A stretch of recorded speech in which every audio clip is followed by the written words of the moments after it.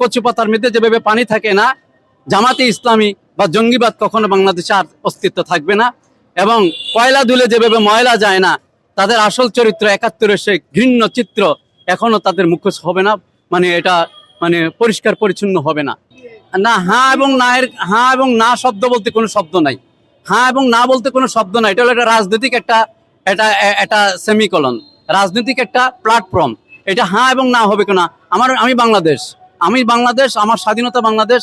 আপনি হলো যেমন আপনি মনে করেন কালের সমাজ বা কালের কণ্ঠ পত্রিকার একটা এডিটর বা সাংবাদিক। এখন আপনাকে নতুন করে আরেকবার এখানে পরিচয় দিতে হবে না।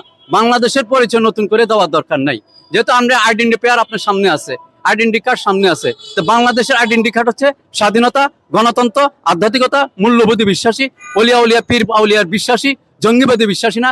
জঙ্গিবাদী বিশ্বাসী তারা যারা ধর্মের দোহাই দিয়ে বেহেশতের টিকিট বিক্রি করে, যারা দেশকে অতল গভীরে নিয়ে যাচ্ছে, ষড়যন্ত্র করছে, তারা জানে তাদের ৭১-এর কুকর্ম বাংলাদেশের মানুষ, অসচেতন থেকে সচেতন ব্যক্তি প্রত্যেকেই জানে তাদের কুকর্মগুলি।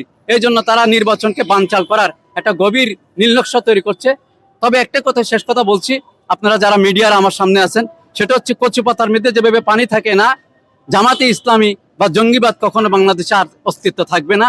এবং কয়লা দুলে যেভাবে ময়লা যায় না, তাদের আসল চরিত্র ৭১-এর সেই ঘৃণ্য চিত্র এখনো তাদের মুখোশ হবে না, মানে এটা পরিষ্কার পরিচ্ছন্ন হবে না।